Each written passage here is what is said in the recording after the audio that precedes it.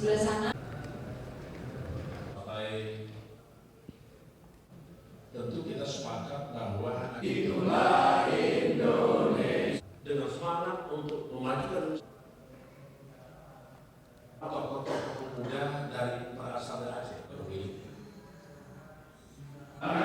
Partai Generasi Aceh Besar dari Partai Generasi Aceh mewujudkan kehidupan menjadi suri tauladan dalam pemberantasan tindak pidana korupsi. Silakan Ketua KPK Bapak Firly Bahuri. Bahuri kepada Bapak Ahmad Tajudin disaksikan. Lagi 1, 2, 3.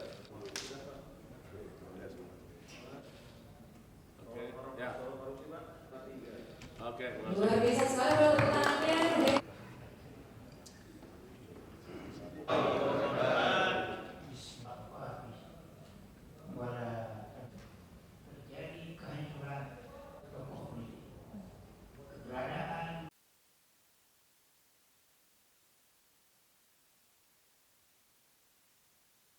Salah satu program yang kita kembangkan adalah politik cerdas dan berintegritas.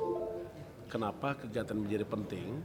Karena kita yang mengajak kepada seluruh partai politik, kader partai politik untuk memahami apa itu korupsi. Saya sudah sampaikan bahwa beberapa tahapan yang bisa dilakukan oleh partai politik untuk menghindari praktik-praktik korupsi.